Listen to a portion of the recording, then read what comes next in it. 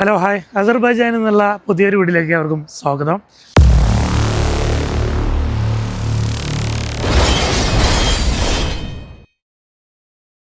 അസർബൈജാനിലെ island പാർക്കിൻ്റെ മുന്നിലാണ് ഞാൻ നിൽക്കുന്നത്. അപ്പോൾ ഇവിടെ നിന്നാണ് നമ്മൾ അസർബൈജാനിൻ്റെ വിശേഷങ്ങളൊക്കെ തുടങ്ങുന്നത്.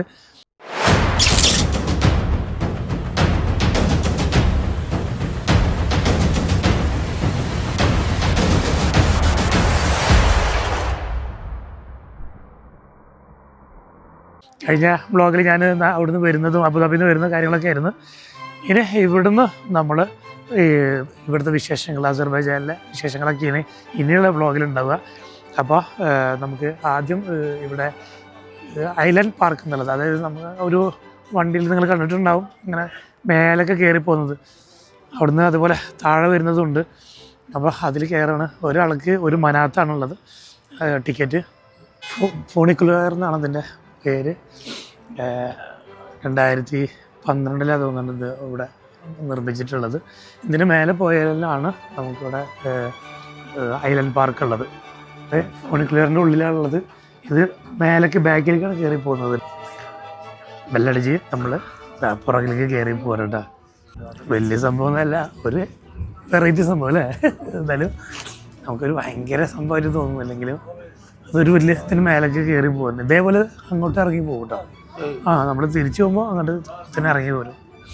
അങ്ങോട്ട് കയറി പോയി വലിയൊരു ഹൈറ്റ്, നല്ല മേലാണ് സംഭവം കേട്ടോ.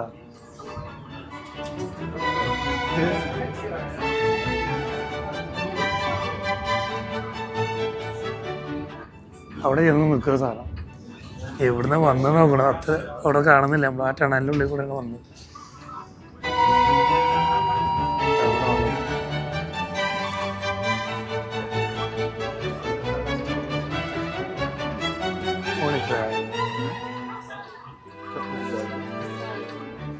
ഫ്ലെയിം ടവർ, അവിടെ പാർലമെൻറ്റ് ബിൽഡിങ്, ഇതൊക്കെയാണ് ഇതിൻ്റെ മേലുള്ളത്. ഇവരെ അസർബൈജാൻ്റെ ഒരു ഫ്ലാഗ് ഉണ്ട് അവിടെ. അതാ അവിടെ ഒരു ഫയറൊക്കെ കൊടുത്തിട്ട് അവിടെ ഫ്ലാഗ് വെച്ചിട്ടുണ്ട്.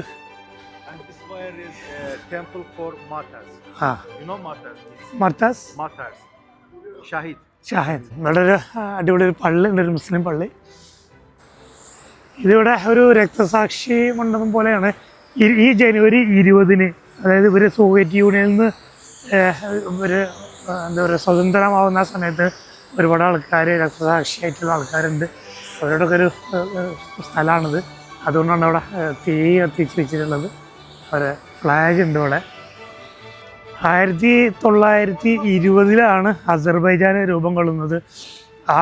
അതിനുശേഷം രണ്ടാം ലോക മഹായുദ്ധത്തിൻ്റെ ആ ഒരു സമയത്ത് റഷ്യ അസർബൈജാനെ സോവിയറ്റ് യൂണിയൻ്റെ ഭാഗമാക്കുന്നുണ്ട്. പിന്നെ 1991-ലാണ് അസർബൈജാന് സ്വതന്ത്രമാകുന്നത്. അതായത് സോവിയറ്റ് യൂണിയൻ്റെ ഒക്കെ തകർച്ചയ്ക്ക് ശേഷം അസർബൈജാന് സ്വതന്ത്രമാകുന്നുണ്ട്. ആ ഒരു സമയത്തൊക്കെയാണ്, ആ യുദ്ധം നടന്ന ടൈമിലുള്ള രക്തസാക്ഷികൾ ആണ് ഇവിടെ ഉള്ളത്. അതിൻ്റെ ഒരു ഡേ ആണ് ഇവരുടെ, എനിക്കൊരു റിപ്പബ്ലിക് ഡേ ആയിട്ട് തോന്നുന്നുണ്ട്, ജനുവരി 20-ന്. ഞാനിപ്പോൾ ഈ വീഡിയോ എടുക്കുന്നത് ജനുവരി 17-നാണ്. ഒരു 3 ദിവസം കഴിഞ്ഞാൽ ഇവിടെ അതിൻ്റെ ഇതാ പ്രോഗ്രാമും കാര്യങ്ങളൊക്കെ ഉണ്ടാവും. ഇവിടെ കണ്ടില്ലേ, ഇതാണ് ഇവിടെ രക്തസാക്ഷിയായ ആൾക്കാരുടെ ശവകുടീരങ്ങളൊക്കെ ഇങ്ങോട്ടുള്ളത്. ഇതൊക്കെ വർഷം 1969 മുതൽ 1992 ആ ഒരു സമയം വരെയാണ്. ഇതിലൊക്കെ ഒരു വർഷങ്ങൾ കൊടുത്തിട്ടുണ്ട്. 1969, 92 ഒക്കെ 92.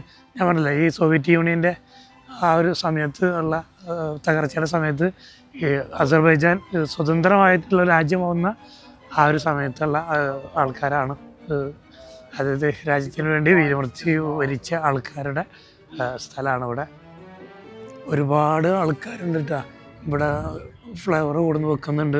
അവരെ കസിൻ ആൾക്കാരൊക്കെ വന്നിട്ട്. ഇവർ നമ്മളെ ഇന്ത്യയും പാകിസ്ഥാനും പോലെ അസർബൈജാനും അർമേനിയും തമ്മിലാണ് ഇവിടെ എപ്പോഴും പ്രശ്നം ഉണ്ടാവുന്നത്. ജനുവരി 20 എന്നുള്ളതെന്ന നമ്മുടെ ഗൈഡ് പറയണത് വലിയ ടാങ്കറുകൾ വന്നിട്ട് കാറുകളൊക്കെ അടിച്ച് ഇങ്ങനെ ആൾക്കാരൊക്കെ അങ്ങനെ കൊന്നൊടുക്കുമെന്ന്. ഒരുപാട് ആൾക്കാർ, 10-20,000 ആൾക്കാർ അന്ന് മരിച്ചു പോയിട്ടുണ്ടെന്ന് പറയുന്നത്. ഇതിൻ്റെ പുറകിൽ ഒരുപാട് ആൾക്കാരുണ്ട്. ഈ ഫ്രണ്ടിൽ കാണുന്നതല്ല, ഇതിൻ്റെ പുറകിൽ ഒരുപാട് ആൾക്കാരുടെ ഇതുപോലെ ശവകുടീരങ്ങളുണ്ട്. ഇതാണ് ഐലൻഡ് പാർക്ക് എന്ന് പറഞ്ഞ സ്ഥലം. ഇവിടെ നോക്കിയാൽ നമുക്ക് ഇങ്ങനെ കാണാം. ഇതൊരു മോളാണ് കേട്ടോ, ഇതൊരു മോളാണ്. അവിടെ നിങ്ങൾ നോക്കിയാൽ ഇത് ഇവിടെ ഒരു ഫ്ലാഗ് സ്ക്വയർ എന്ന് പറയും. ഈ കാണുന്നതാണ് കാസ്പിയൻ സീ എന്ന് പറഞ്ഞാൽ. നമ്മളിതിൻ്റെ മേലെ നോക്കിയിട്ടുണ്ടെങ്കിൽ ഇവിടുത്തെ കാഴ്ചകൾ കാണാം. ഇവിടെ ഈ കാണുന്നതാണ് കാസ്പിയൻ സീ. ഞാൻ നേരത്തെ കാണിച്ചത് ഇതൊരു മോളാണ്. ഇത് റോമക്കാരാണ് ഈ ഒരു കാസ്പിയൻ സീ ആദ്യമായിട്ട് രേഖപ്പെടുത്തിയിട്ടുള്ളത്. അതായത് അവരോട് വന്നിട്ട് ഇത് കാസ്പിയൻ സീ എന്ന് പറഞ്ഞാൽ ഇതൊരു കടലല്ല ശരിക്കും പറഞ്ഞത്, വലിയ ലോകത്തെ ഏറ്റവും വലിയൊരു തടാകമാണ്. പക്ഷേ ഇതിൽ ഭയങ്കര ഉപ്പിൻ്റെ അംശമുള്ള ഒരു തടാകമാണ്. ഇവിടെ റോമക്കാർ ആദ്യം വന്ന ടൈമിൽ ഈ വെള്ളം രുചിച്ചപ്പോൾ ഉപ്പ് രസം കണ്ടപ്പോൾ അവർ കടലായിട്ട് തെറ്റിദ്ധരിച്ചിട്ട് അങ്ങനെയാണ് അവർ കാസ്പിയൻ സീ എന്ന് പറയുന്നത്. ഈ തടാകത്തിൻ്റെ പടിഞ്ഞാറ് തെക്കൻ കൊക്കേഷനിൽ പാർത്തിരുന്നൊരു ഗോത്രക്കാരുണ്ട്, കാസ്പിയൻ ഗോത്രം എന്നാണ്. അവരിൽ നിന്നാണ് ഈ ഒരു പേര് കാസ്പിയൻ സീ എന്നുള്ള പേര് വന്നത്. അന്ന് റോമൻ സൈനികരാണ് അതിന് അങ്ങനെ ഒരു പേര് ഇട്ടത്. ലോകത്തിലെ ഏറ്റവും വലിയ തടാകം എന്നറിയപ്പെടുന്ന കാസ്പിയൻ സീ, കാസ്പിയൻ കടൽ എന്നാണ് പറയുക, പക്ഷേ ഇതൊരു തടാകമാണ്. നല്ല തണുപ്പ്, കയ്യൊക്കെ മരവിച്ച്. ഇനിയിപ്പോൾ തിരിച്ച് ഈ ഫോണിക്കുലർ താഴേക്ക് പോകാൻ കേട്ടോ. അപ്പോൾ അതിൽ വന്നിരുന്നാണ് നമ്മളിവിടുന്ന് ഇറങ്ങുന്നത്. അത് കുത്തനെ ഇറങ്ങി പോവാണ്. നേരത്തെ ബാക്കിലേക്ക് കയറായിരുന്നു, ഇതൊന്നും കുത്തനെ താഴേക്ക് ഇറങ്ങി പോകുന്നു. നമ്മൾ അവിടെ നിന്നാണ് കയറി വരുന്നത്. മേലെ ഐലൻഡ് പാർക്കും അവിടുത്തെ ഇതൊക്കെ കണ്ടു തിരിച്ചിറങ്ങിയാണ്.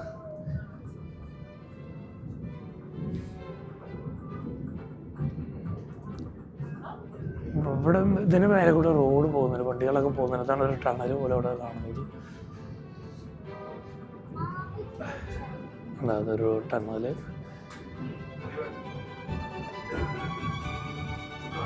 ഇവിടെ ഇവിടെ റെയിൽ ചേഞ്ച് ചെയ്തത് അവിടുന്ന് ഒരു ഇത് വരുന്നുണ്ടല്ലോ.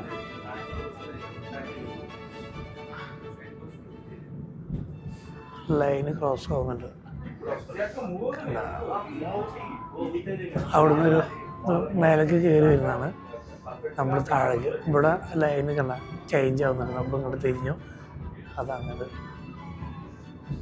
ഒരേ ടൈമിങ് തോന്നുന്നുണ്ട്. അങ്ങനെ മേലേക്ക് കയറി പോവാണ്. നമ്മളൊന്ന് താഴേക്ക്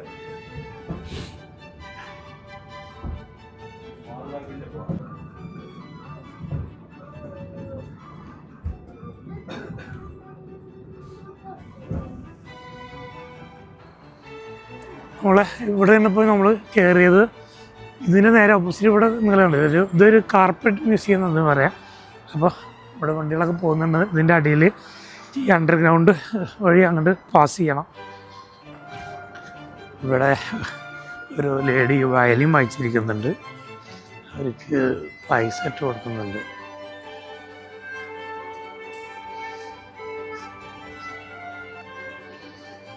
എന്താ ചെറിയൊരു പോപ്കോണോ എന്താ കൊടുക്കുന്നുണ്ട്. നീ അവിടുന്ന് ഇങ്ങോട്ട് കയറി ഈ ടണൽ വഴി കയറിയിട്ട് ഇങ്ങോട്ട് വന്നു. ഇതാണ് കാർപ്പറ്റ് മ്യൂസിയം എന്നുണ്ട്. ഒരു കാർപ്പറ്റ് മടക്കി വെച്ച പോലെയാണ് ഇതിൻ്റെ ഒരു ഷേപ്പ്. അതുകൊണ്ടാണ് തോന്നുന്നുണ്ട് കാർപ്പറ്റ് മ്യൂസിയം എന്നാണ് പിന്നെ പറയാം. ഈ കാർപ്പറ്റ് മ്യൂസിയം ഇതിൻ്റെ ഷേപ്പ് കൊണ്ട് മാത്രം ഉണ്ടായതല്ല കേട്ടോ. ഇതിൻ്റെ ഉള്ളിൽ ഫുള്ള് കാർപ്പറ്റുകളാണ്. കാർപ്പറ്റിൻ്റെ ഒരു മ്യൂസിയമാണത്.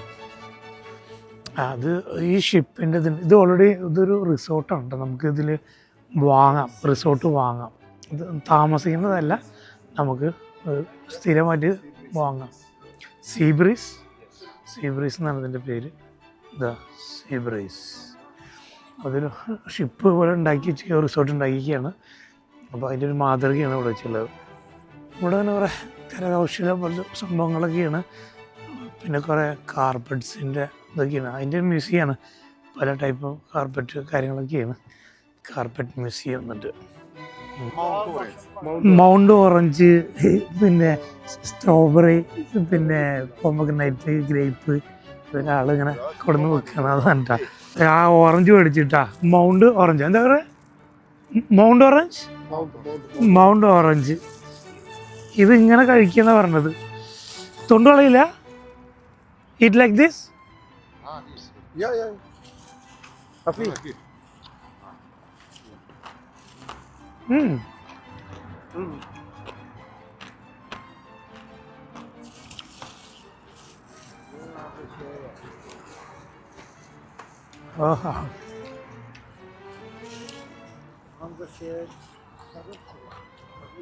ഞാൻ ആദ്യമായിട്ട് കഴിക്കണ്ട, ഫസ്റ്റ് ടൈം ആണ് കഴിച്ചിട്ടാ.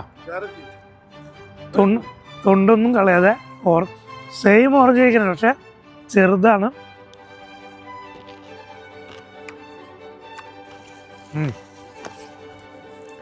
ഞങ്ങളവിടുന്ന് ഫുഡ് കഴിക്കാൻ കയറി റെസ്റ്റോറൻറ്റിൽ. അപ്പോൾ ഫുഡ് ഇവിടുന്ന് അസർബൈജാനിൽ നിന്ന് കഴിക്കുന്ന ഫുഡുകളൊക്കെ ഞാൻ വേറെ വ്ളോഗാക്കിയിട്ട് അത് സെപ്പറേറ്റ് ഫുഡ് വ്ളോഗായിട്ട് ചെയ്യുന്നുണ്ട്. അപ്പോൾ അതിലായിരിക്കും ഞാൻ ഇവിടുന്ന് കഴിക്കുന്ന സ്പെഷ്യൽ ഫുഡുകളുണ്ട്. എല്ലാ ഫുഡുകളും അല്ല, സ്പെഷ്യൽ ഫുഡുകളൊക്കെ അവിടുന്ന് കഴിക്കും. ഇപ്പോൾ ഞാനിപ്പോൾ എത്തിയിട്ടുള്ളത് ഇവിടെ നിസാം സ്ട്രീറ്റ് എന്നുള്ള ഒരു സ്ട്രീറ്റിലാണ്. അപ്പോൾ ഇവിടെ നടന്ന് കാണാൻ വേണ്ടിയിട്ടാണ്. അപ്പോൾ ഇതാണ് നിസാം സ്ട്രീറ്റിലാണ് ഇപ്പോൾ നമ്മളുള്ളത്. ഇവിടെ ഇങ്ങനെ ജസ്റ്റ് ഇങ്ങനെ നടന്ന് കാണാൻ പറ്റിയൊരു സ്ഥലമാണ്. ഏകദേശം ഇപ്പോൾ സമയം 5:30 കഴിഞ്ഞ് 6 മണിയാവുന്നു. ആ ഒരു ടൈമിൽ പക്ഷെ നല്ല ഇരുട്ടാണ്.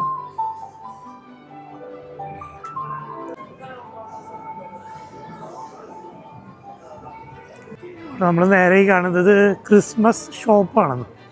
ഈ ക്രിസ്മസിൻ്റെ ടൈമിലും പിന്നെ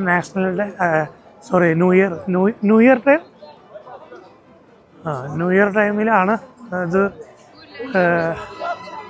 ഓപ്പൺ ആവുക, അല്ലാത്ത ടൈമിലൊക്കെ ക്ലോസ് ആയിരിക്കും. ഇത് ഇവിടെ ഇങ്ങനെ സ്ട്രീറ്റ് എല്ലാവരും ഇങ്ങനെ നടക്കുന്നൊരു സമയം കാണിച്ചായിരുന്നു. ഇവിടെ ക്രിസ്മസ് ഷോപ്പ് എന്നുണ്ട്, ആ ഒരു ടൈമിൽ മാത്രം നടക്കുന്നൊരു സംഭവമാണ്. ഇപ്പോൾ അത് ക്ലോസ് ആണ്. ഈ ഒരു ടൈമിന് മാത്രമാണ് ഈ ഷോപ്പുകൾ ഓപ്പൺ ആവുള്ളൂ. ഒരുപാട് ആൾക്കാരുണ്ട് കേട്ടോ ഇങ്ങനെ ഈ ഒരു സ്ട്രീറ്റിൽ ഇങ്ങനെ നടക്കുക. കുറേ ഷോപ്പുകൾ കാര്യങ്ങൾ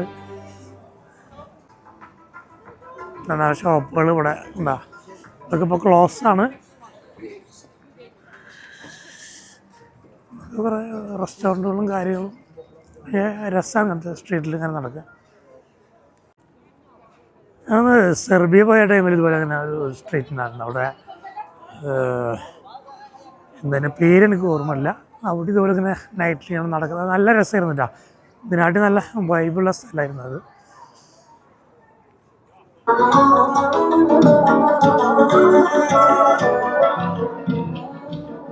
ഇങ്ങനെയുള്ള കുറേ കാഴ്ചകൾ ഇവിടെ കാണാം കേട്ടോ ഇങ്ങനത്തെ സ്ട്രീറ്റിൽ നടക്കുമ്പോൾ. അത് ഇവിടുത്തെ കോർട്ടാണ്, ഇതിൻ്റെ അടുത്താണ്. അതാണ് ഇവിടുത്തെ ഓൾഡ് സിറ്റി എന്നുണ്ട്, അതിൻ്റെ എൻട്രൻസ് ആണിത്. ഒരു കോട്ടയുടെ വാതിൽ പോലെ ഉണ്ട്. ഇവിടുത്തെ ഒരു ഓൾഡ് സിറ്റിയാണ്. ഞാൻ നേരത്തെ കണ്ട ഈ നിസാം സ്ട്രീറ്റില്ലേ, ഇതൊക്കെ ജസ്റ്റ് നടന്നു കാണാം. അതൊന്നും ഞാൻ ഫുള്ള് വീഡിയോ എടുത്തില്ല.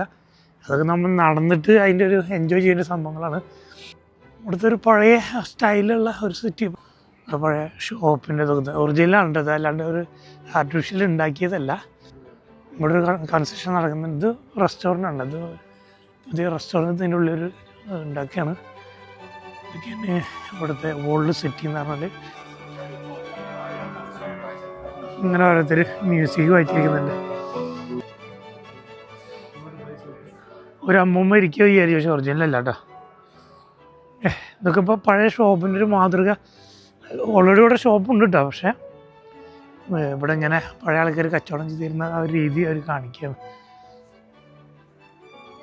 ഇവിടെ ഏറ്റവും കൂടുതൽ കാർപ്പറ്റാണ് കേട്ടോ. ഇവിടുത്തെ ഒരു ബിസിനസ് തന്നെ റെസ്റ്റോറൻറ്റും പിന്നെ ക്ലോത്താണെന്ന് പറയുന്നത്. ക്ലോത്തിലേക്ക് തോന്നുന്നത് കൂടുതൽ കാർപ്പറ്റ് ഐറ്റംസുകളാണ്. കണ്ടോ പഴയ നമ്മൾ നല്ല പെട്ടിക്കട പോലത്തെ ഒരു കട. ഇതൊക്കെ ഓൾറെഡി ഉണ്ട് തോന്നിട്ടോ. ഐസ്ക്രീമിൻ്റെ ഷോപ്പാണ് തോന്നുന്നത്, അടച്ചിരിക്കണം. പക്ഷേ ആ ഒരു പഴയ സ്റ്റൈൽ തന്നെയാണ് അതുള്ളത്, ആ ഷോപ്പുകളൊക്കെ. ഇവിടെ അതിൻ്റെ ഇതൊക്കെ എഴുതി വെച്ചിട്ടുണ്ട്, പഴയ ഷോപ്പുകളുടെ എന്തൊക്കെ ആയിരുന്നു എന്നുള്ളത്. നമ്മൾ ആ പകൽ കണ്ട ആ ടവർ ഉണ്ടല്ലേ, രാത്രി ഫുള്ള് ലൈറ്റും കാര്യങ്ങളൊക്കെ ആയിട്ടാണ്. മേഡ് ഇൻ ടവർ എന്നാണ് ഇതിനെ പറയാം അല്ലേ. അപ്പോൾ ഇതൊക്കെ തന്നെയാണ് നിസാം സ്ട്രീറ്റും ഓൾഡ് സിറ്റിയും ഒക്കെ അങ്ങനെ നടന്ന് കാണാം. ഇവിടുത്തെ ഒരു പ്രധാനപ്പെട്ട സ്ഥലങ്ങളാണ്. അപ്പോൾ എന്തായാലും ഈ ഒരു അസർബൈജാൻ്റെ സെക്കൻഡ് വ്ളോഗ് ഞാൻ ഇവിടെ അവസാനിപ്പിക്കുകയാണ്. അപ്പം നാളത്തെ പുതിയ വിശേഷങ്ങളായിട്ട് അടുത്ത വ്ളോഗിൽ കാണാം. Okay, by.